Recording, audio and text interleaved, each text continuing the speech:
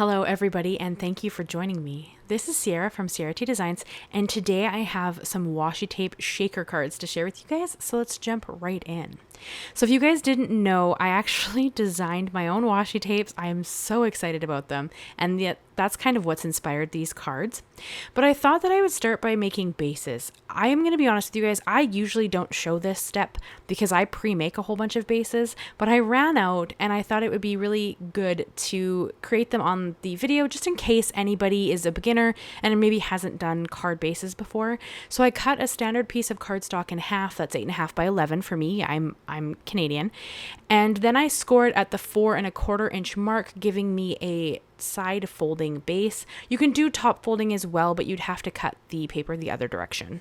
So that's really up to you as to how you want to create, but that's what I do for card bases. And if you have any questions, please ask me in the comments. I'm more than happy to answer. So these washi tapes, as if you guys have been with me for any length of time, you know that the first video of the month is always my challenge card. So I will talk to you about the Facebook challenge here in a minute, but I want to talk to you about my washi tapes first. So I designed a set of 3 washi tapes back in, well, I designed them back a while ago, but my tulip collection came out in June. And I have 3 washi tapes, and I'm using 2 of them here to create these card fronts. And so this one is a geometric pattern. It repeats, as you can see, because I'm using the tape that way. And then the other one is, it's also a tape that repeats, but it repeats differently. It's a gradient that continues, so you can't make a pattern like this, but I still think it leans really well into a card design that's like the full front as what we're creating here. So this is my diagonal herringbone washi tape, and then I have my gradient grid washi tape, which is you're going to see me use next. And I put that across the full front of an 8. It's not A2 sized yet, but you can see here it's going to work easily with this stitched rectangle die, which is what I'm going to use to cut the front down and make it have a nice white border all the way around. But here, this is my gradient one, and you can see that it doesn't line up perfectly, but I think that I like the boldness of the colors side by side. Again, that's going to be, your preference. But I drew the full collection, and then I designed these. There is a third washi tape. It's tulips, but it has too much white space for this idea, I think, with the very thin alphabet that I'm going to use to cut out the word birthday. So I did not include it, but I'm hoping you have some washi tape in your collection and you're going to bust out some and use this idea to create some cards. So the idea of the challenge is every month I host a new challenge, a crafty challenge in my Facebook group. And at the end of, I generally do every 2 months. I draw names of everybody who entered, and it's randomly selected, and then I send those people happy mail from me. So it's kind of a fun challenge. And so August's challenge is going to be washi tape. Now, if you don't own any washi tape, perfectly fine. Cut pattern paper into strips and then use it like it's a washi tape. I know it's a little more tedious, but the idea is that you're using strips of something, right? Because, washi tape, it comes in strips, so that's kind of the idea. But hopefully you have some washi tape on hand. I find most of us crafters have some in our stash somewhere. And create a card design with it in some facet. Or it doesn't have to be a card. It can be any kind of project. I just want you to use your washi tapes. So for my design, I am going to create 2 shaker cards and then 2 regular cards, just because I'm going to use that one background to create that layout. Now I have the Tim Holtz Alphanumeric stretch upper die here, and I'm going to spell out the word birthday.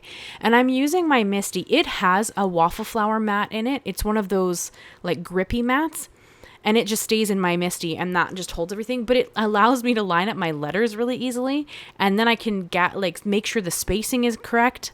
Make sure there's not a big gap between any of the specific letters. Move them around a little bit. And they just sit there until I'm ready to, change them or move them or whatever.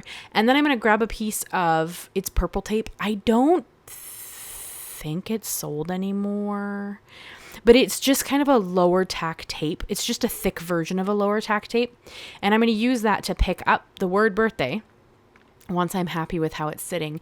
And then that's how I'm going to lay it on the die, like to cut out the backgrounds. So you're going to see that here in a second. I tipped the Misti up so I can make sure it looks straight to me. And then I'm grabbing a piece of this purple tape and I'm going to use that to adhere all the letters to and then keep them together like that so that I don't have to worry about them shifting or moving around. Obviously, if you have, you know, a magnetic something, you could use that. This is just the easiest way I have found. And then I'm going to line this up how it makes me happy in the center. It's pretty much in the center of the card. And then that's how I'm going to run it through my die cutting machine. Now back to the challenge. So as I said, I run a challenge every month in my Facebook group. So August is washi tape. So the rules to the challenge are that you'd have to use washi tape on your project, obviously, because that's what we're doing. You have to make it within the month. So it has to be made in August. And if you want to be, you know, selected to potentially win Happy Mail, it does need to be added to the album in the Facebook group. So at the beginning of every month, I create a new album and it'll say something like, I think it usually says the month. So it'll be like August 2026 washi tape crafty challenge is usually, it's something along those lines. So that you know which one to add it to. And that's just if you want me to, well, A, see it, and B, have the potential to win the Happy Mail prize that I draw every 2 months. So currently the next one I just drew for May and June. So the next one will be drawn in September for July and August, as I need the month to finish so that I can draw the next one. But yeah, so that is the challenge. So hopefully you guys, you know, you want to check that out. If you're interested, my Facebook group is linked and listed down below. You do have to respond to 2 questions within the group. They're really easy. It just asks you that you're going to be respectful of everybody and where you heard about the Facebook group. So you can say like my YouTube channel or, you know, however you heard about it. And that just makes sure that I know that you're actually a person. You're not a bot. I do try to keep it, you know, as friendly and good as I can. But it is just me, so you have to bear with me. But yeah, so if you're interested, you can check that out. And then so here I've used you can see that I cut the birthday out of both. And then I'm using I guess it's the negative part to adhere the letters into the front of the other card. So like I said, I'm making 4 cards out of this. So one is going to have that, you know, very fun washi tape background with the word cut out. And then the other card is going to have the letters inlaid into the card through like I'm using it like a stencil. And that will hold those words, those letters, so that I can easily have birthday on the other card front. And I did run a piece of white cardstock through that same stitched rectangle die for the front of these cards. So hopefully it all makes sense. If I'm not explaining this well, please leave me a comment. I do respond to all of my comments. Sometimes it takes me a hot minute to respond, but I always do respond. So, you know, if you have any questions at all, please do not hesitate to reach out to me and I will happily respond as soon as I am able. But yeah, so that's kind of this step of the card design. We're going to jump into making the actual shaker element here in a moment. But I wanted to show you kind of how I laid out the, you know, all the die cutting and whatnot. And there is a decent amount of die cutting in this, honestly, but adhering all your with the Misti way was a really great way to keep them together with a piece of tape. So this is how I'm going to do both of the birthdays on that kind of white part. And now we're going to jump into making the actual shakers. So you have to add, you know, a see-through element. So in this case, I'm going to use acetate behind the window so that your shaker bits don't just fall out of the letters. So I've cut 2 pieces of acetate down to fit around the area that I have cut out those letters. And then I'm going to adhere them down. I'm using liquid glue because I find that the easiest. You just kind of want to keep it away from where the letters are so that it's not, you know, adhering onto the front there. And then I am going to also adhere all of the parts that don't have the, so like the center of the D, the center of the R, the B has 2 pieces. All of the pieces I've cut out. You could skip this step, but honestly, I think it's easier to read the word if they're there. So, I mean, I think you would still know this word is birthday just because you know what the word is. But I do think that that really helps. So I did add those back in and just adhered them on the adhesive so that they're still there. So this isn't a very big shaker part. You could, of course, it depends on what alphabet you own. If you have an alphabet die that has a bigger like thickness to the letters, obviously you're going to see more of the shaker pieces. But in my case, I kind of like a more subtle shaker. You guys know that I love flat shaker cards. They're something that I make generally when I make a shaker card. That's kind of what I lean towards. So I opted to make this a more traditional style shaker. So this is 3M foam tape. I'm going to use that to go all the way around because this is really easy. I'm just creating that same rectangle that I just made with the acetate, and I'm just going around that. So I'm making sure that it doesn't overlap the actual letters themselves, and it just kind of stays within the front of the card, and just make sure that everything is touching or your shaker pieces will fall out. So you want it to be very snug. So here you can see I'm pushing that right up against that other piece of foam tape. Is same thing on this side. You kind of force it in that area so that there are no holes, because if there's a hole, of course your shaker bit's going to fall out. Now originally I was not going to give this card a black mat. However, it's difficult to read the word birthday. So here I'm going to show you with the white background, birthday is hard to read. Whereas here it's incredibly obvious what the word says. So in the end, I opted to give them a black mat just to make sure you could actually read the word birthday, because I don't want the card to be hard to read. I mean, you know what it says, but it's still one of those things where sometimes it takes people a second. And then for my shaker bits, I like to use Tim Holtz glitter. I have both the Mica Flakes and the Rock Candy glitter here. The main reason I reach for these is because they're anti-static, and I find I have the least amount of issues with them sticking to everything when I'm working with them. So that's kind of why I lean that direction. You can use whatever you have on hand. This is what I have. And then I did flatten out the pieces just to make sure, because this isn't super thick. Generally, you would double up your foam tape so that you had more thickness for the bits to shake around in. But I like a more subtle shaker card, and I like to mail my cards.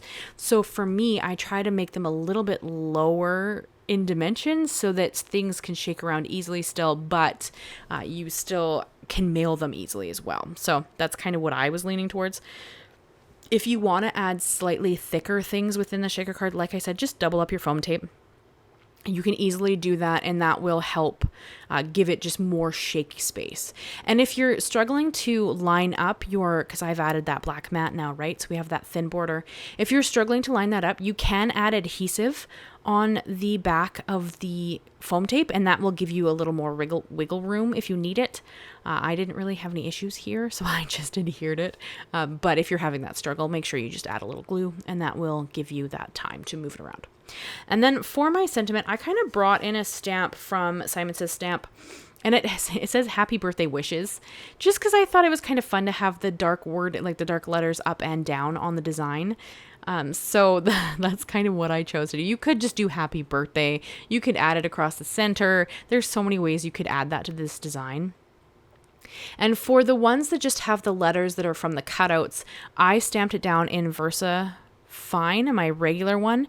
And then for the ones that are going on top of the washi tape, I actually used Stayzon, just because the washi tape has this little bit of, I don't know if it's a coating or a texture, and I wasn't totally sure if the ink would go on nicely.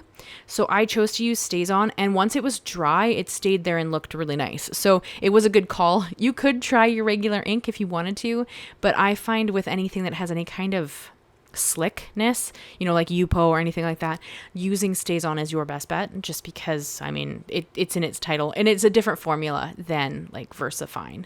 So that is what I ended up using. And then now we just really have to adhere everything together. And then I am going to add a couple of sequins across the front.